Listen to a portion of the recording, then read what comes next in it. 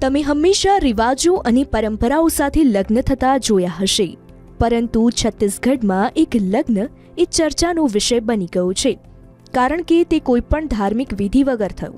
જી હા, આ લગ્ન હિન્દુ, ઇસ્લામ, શીખ કે પછી ખ્રિસ્તી ધર્મના કોઈપણ રીતિ રિવાજ મુજબ નથી કરવામાં આવ્યું. રાયગઢ જિલ્લાના કાપુ ગામમાં આ લગ્ન આ કોઈપણ વિધિ વગર સંપન્ન થયા. આ વાત સાંભળીને તમને નવાઈ લાગતી હશે. આ અનોખા લગ્નને કારણે રાયગઢનું કાપુ ગામ હવે દરેક જગ્યાએ ચર્ચાનો વિષય બની ગયું છે.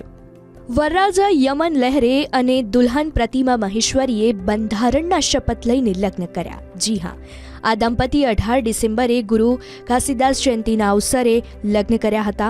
લગ્ન બાદ વરકન્યાને આંબેડકરના ફોટા સાથે આશીર્વાદ પણ લીધા.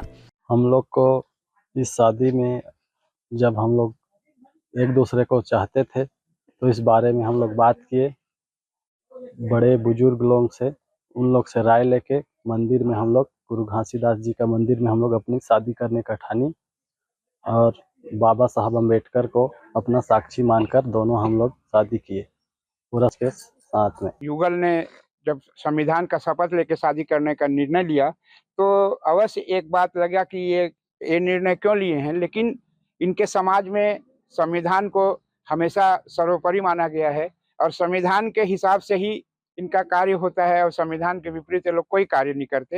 तो इनके समाज के प्रमुख ने कल संविधान को सामने रखकर प्रस्तावना के जरिए इनको शपथ दिलाया और इनका विधिवत शादी की घोषणा भी की.